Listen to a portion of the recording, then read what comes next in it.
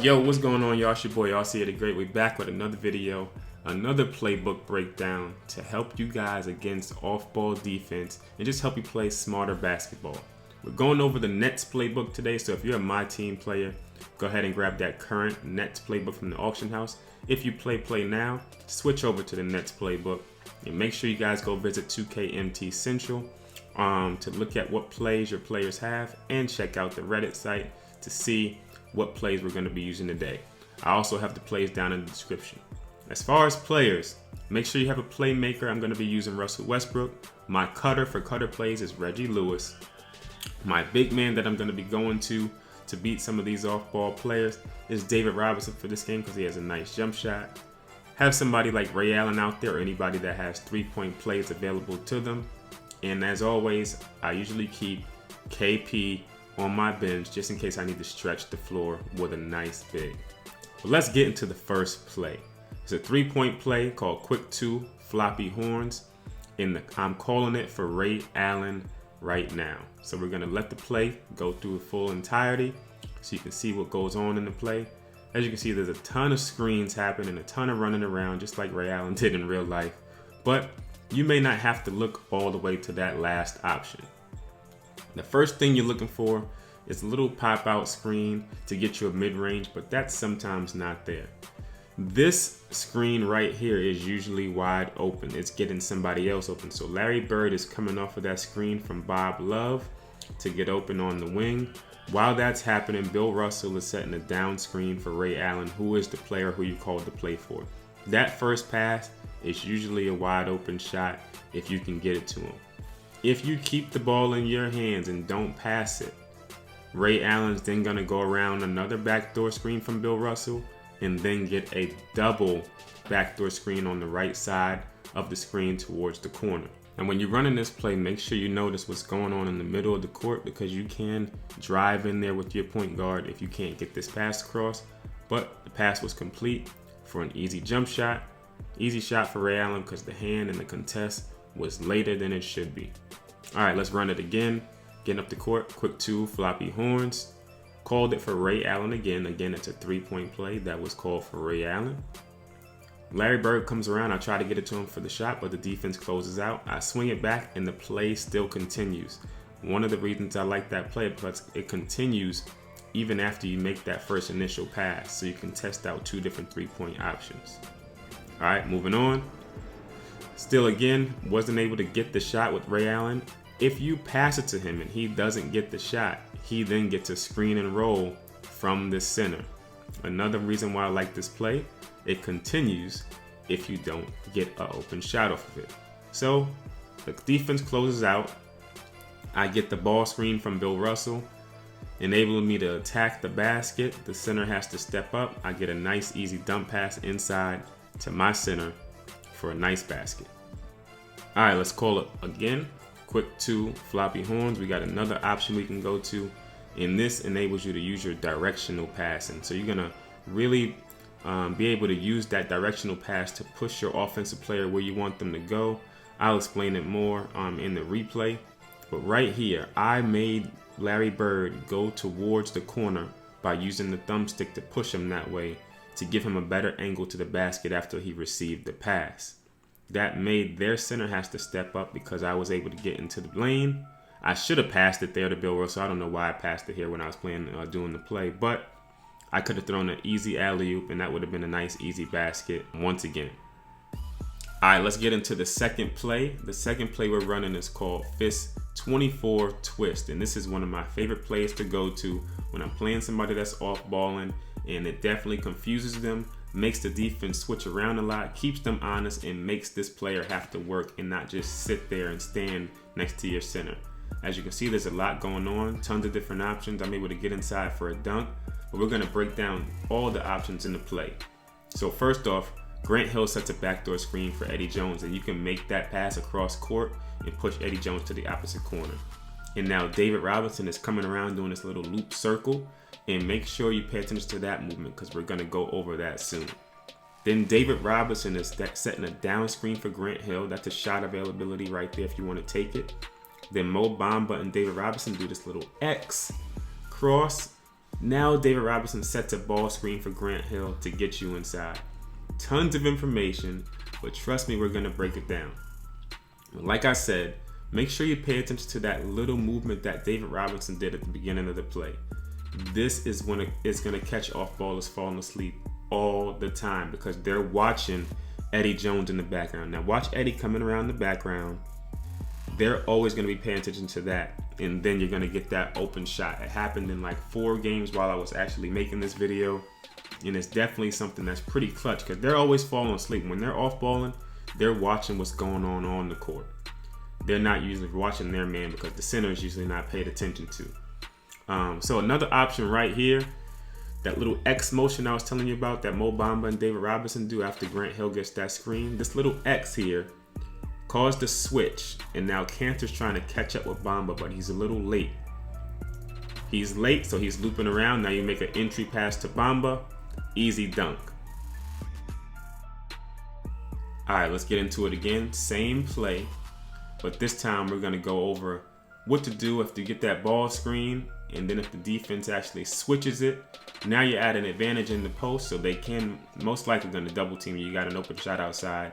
But if they don't double team you, you got an easy post and toast with a guard on your big, which is the kind of situation you want to create when you're running these kind of plays. It's not always going to be an open shot. Sometimes you got to work for your basket, but an easy post is just as good. Right here, we get a switch again, but the defense actually rotates and helps. Mo Bamba's in the right spot in that short corner because of the spacing created by this play. So right after the screen happens, Porzingis slides over to help, but David Robinson is still rolling, so Cantor has to come over and help control the middle, leaving his man open in the short corner. Jimmer Fredette has Dahmer and good passing, so he's going to find Bamba there all day for an easy basket. All right, now we're going to make even more switches happen in this play just because of the first pass that we make. So remember I said you can make that first pass to Eddie Jones. So when that happens, as you can see, Baker's guarding him first. Once that screen is set, Courtney Lee goes to pick up Eddie Jones. And now 2 people are occupying 1 person. And now Grant Hill, when he's popping out, Courtney Lee is going to be way late to get out to him. So right here, you have a good chance for a shot. That's wide open, especially if you have limitless range in this mode. Y'all know how MyTeam is. But then he has to close out on you. So the screen is going to be even more tight because that person is going to get to you quick. You set that screen.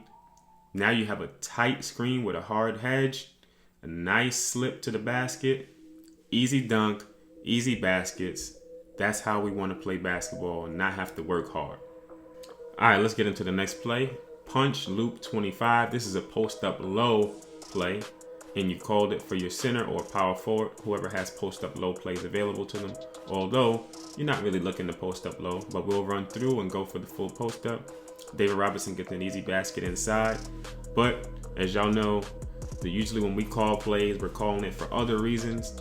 So this is the first option right here. You're getting a nice little cross screen, double cross screen that's going to open you up to the basket or to the 3-point line if you use the directional pass however you would like to. If you don't end up passing it there, what's going to happen is you're going to get a double elevator screen for the same player. That's going to get them open for a shot at the top of the key. Now again, you did not call the play for this player. You called the play for David Robinson because he's then going to go post up afterwards. But the options that happen before the post up are usually more effective than the actual post up itself unless you get a switch. If you get a switch, always go for the post up. All right, let's see how the play works with the other options. We're going to try to get a jump shot with Eddie Jones here. When he comes around, you'll see how wide open he is for an easy pass and an easy shot. Now right here, I'm going to slow it down. When you're playing against a human, they are going to run at you with their center. Be ready to pass it or drive it because they're going to be jumping at you when they see your player wide open like that. It's not always going to be the easiest shot to take. If it is, take it. If not, be ready to pump fake and go or dump it off to the center who's going to be wide open after that. Another option you can do, y'all know I love my alley-oops. Drive to the opposite side that the play is going to happen on, and then toss an alley-oop up once the player cuts into the basket. So as you can see, you get into the lane, you draw the defense over to you. Eddie Jones is left alone on the opposite side. Defense is too late to react. Easy pass, easy alley-oop, and you're gonna catch the defense off guard a lot of the time. All right, again, we're running the play, punch loop 25. With this time, we get it out to Eddie Jones, and they actually close out on the shot. He gets by his man, brings help. I'm able to kick it out to Grant Hill, who's over in the opposite corner. Good spacing for an easy shot. Easy 2-point basket. Right here, we choose to get it to the center first before making that entry pass because he shields off of that cut. We're gonna do it again just to show you what happens. So Eddie Jones comes around, I get the ball to the center, and now I toss it up or pass it to him because my defender was shielded off by this screen. And then when he tries to get back to me, the center having the ball occupies two defenders. I mean, one defender has to play against two offensive players. So he has to choose whether to go back towards you for the alley-oop or play the jump shot. And a lot of the time you're gonna get a basket, especially if somebody's playing off ball on that. All right, next play we're getting into is called Quick 3 Fists 15 Horns. It's a 3-point play that I just called for Jimmer Fredette. This is one of my favorite plays to use with Ben Simmons because I'm able to get into the lane or kick it out. So I'm threatening both opposite sides of the court. So I'm threatening the right side, threatening the basket. So they have to play that. If they don't play it, I'm gonna get a basket. If they do play it from the corner, I can kick it out to Ray Allen. But then Porzingis is setting a down screen for Jimmer Fredette to come out. He's pinning his man down. If that actually is effective, I can kick it out for a wide open 3 with a dead eye shooter. That's gonna be all day. All right, now make sure you guys are utilizing that roll in the screen and roll action. So if you get this screen and you're able to get to the basket and the center steps up, you still have the ability to use that pick and roll and dump it into your center. Right there, I hit Mutombo, cut into the basket. Nice layup because the defense were not able to help because we have Porzingis and Ray Allen out on the wings to be able to kick it out to. Then, if they don't step up after the screen, that's an easy dunk for you. So many options in a simple play to get you to the basket. Okay, we move along to the next play. It's called Fist 4 Short. This is a pick and roll play, and I like it because of the spacing it provides you and what happens in the play. So right here, we get an open 3 with Grant Hill because besides just calling quick pick and roll like you can do in the game, I mean, that's the easy way to do it. But when you call a play, the off-ball movement that happens is even better. So you have 3 people down at the bottom of the court, which is going to give you all this space on the outside to operate. You get a ball screen on the right side. Once that happens, everyone's getting ready to clear out, and now Grant Hill is going to wrap around you on the backside. You start threatening the basket, the defense collapses. Everyone clears out, so you're able to either kick it out for a 3, or when Grant Hill comes behind you, you can toss it back to him or whoever your small forward is. Toss it back to them for an easy shot. Again, you see Rex Chapman in the corner wide open because the defense collapsed on Westbrook, and my power forward's wide open in the corner as well because of the spacing and what the pick and roll play movement did. Not just coming up the court and holding L1 to call pick and roll because they're just going to stand in whatever spots they're in when you do that. So again, we get into the lane. Grant Hill comes behind us.